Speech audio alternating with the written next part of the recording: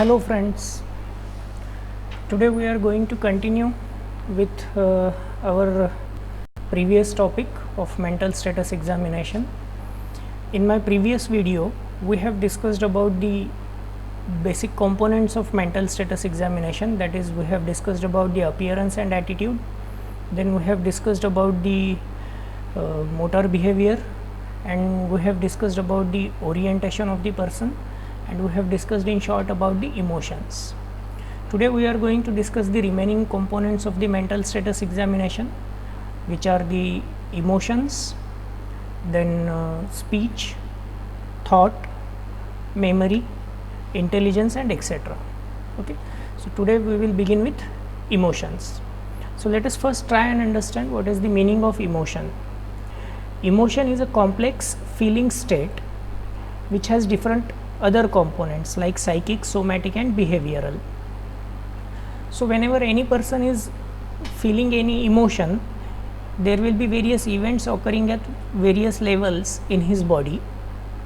Many emotions are there, but 7 emotions are considered as the universal emotions, and these emotions are happiness, anger, sadness, fear, disgust, surprise, and contempt.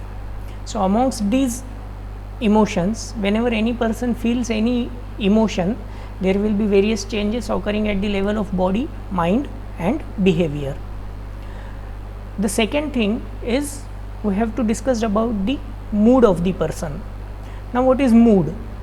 Mood is nothing but when a emotion remains sustained for a prolonged period of time, the person has a particular perception about the life. It colors the perception of the person towards his life. So this perception of the life is termed as mood of the person. Now normal mood is termed as euthymia, whereas the unpleasant mood is termed as dysphoria. Apart from this, there are some other mood states are also present, say for example euphoria, elation, mania, anxiety, apprehension, etc. All of these mood states has their own definitions and meanings. So when we are examining the person, we have to see for the mood state of the person. The third thing is we have to see for the affect of the patient. Now what is the meaning of affect? Affect is nothing but the objective observation, or what the physician has observed about the mood state of that person or that patient. It will be termed as the affect of the person. The affect is broadly classified into 2 types, appropriate and inappropriate. Inappropriate is further broadly classified into 2 types, that is blunted affect and labile affect. The person or the patient is said to be having blunted affect when there is lack of intensity of responsiveness or complete absence of responsiveness is present to any external stimulus. So if such lack or absence of the responsiveness is there, it is said that there is presence of blunted affect. Similarly, when there is rapid shift of emotions is there, the patient is shifting from one emotion to the another very rapidly, the patient is said to be have labile affect. So for example, at moment he is crying, at the other moment he is laughing, and these emotional states are repeating themselves. So it is the labile affect. So once you are done with the emotions, you have to proceed to the next step of the mental status examination, and that is you have to notice the speech of the patient. Now what do I mean to say by observing the speech of the patient is, you have to see for various things, like you have to see how many words the patient is speaking in a minute, whether the thoughts are coming to him, or if the patient is speaking fluently, what is the tone of his voice, whether the tone is increased, decreased, or whether the voice is simply monotonous, and what is the flow of the words, whether he can speak fluently or he is stopping abruptly. So all of these things has a particular significance. Say for example, A maniac patient, in a maniac patient there will be rapid flow of ideas, the speech will be fast, the tone of the voice will be raised, but at the same time in a depressed patient the patient can stop abruptly, the ideas will not come spontaneously, the tone of the voice will be less, or the speech will be monotonous. Okay. In case of schizophrenia, substance abuse disorders, there will be different tone and the flow of the ideas will be there. So once you are done with the speech, you have to proceed to the next step, and that is the thought process of the person. You have to see for the thoughts of the person. Now any patient is said to be suffering from thought disorders if he has any distortions at 3 different steps. Either the stream of the thought is disturbed, or the contents of the thought are disturbed, or there is presence of any perceptions or possessions. So first we will discuss about what is the stream of thought. Normally we say that the thoughts are aligned when the person can start from a topic and can reach to the end, can reach to the goal. If this thing is happening, then the thoughts are aligned. But if suppose the patient is shifting rapidly from one thought to another without reaching at a particular goal, then we say that the stream of the thought is disturbed. Second thing is, you have to notice about the contents of the thought. So here particularly the physician has to notice about any specific content which is getting repeated frequently. Say for example, in some patients you may notice that there is presence of inappropriate guilt. In some patients there is a feeling of being used or being cheated. In some patients you may notice that there is presence of suicidal ideas. In some patients you may see some obsessive thoughts, intrusive thoughts. Okay. So all of these are the contents of the thought, and they will give you the idea about the psychiatric illness. Say for example, in severe depression there is presence of the suicidal ideas.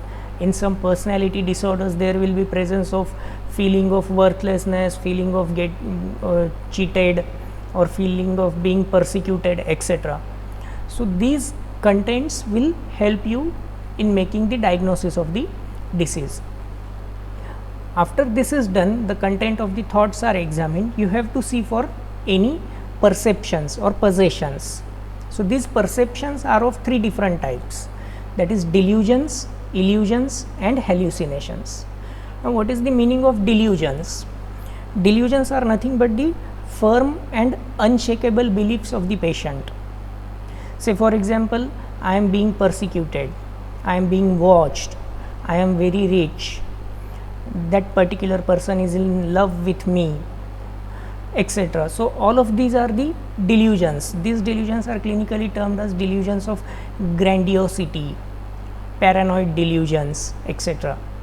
Hallucinations are the false perceptions which are not associated with the external stimulus.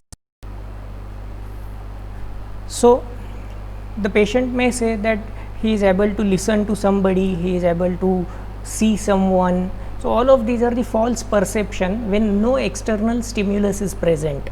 So there are different types of hallucinations are there. Say for example, auditory, visual, gustatory, olfactory, etc.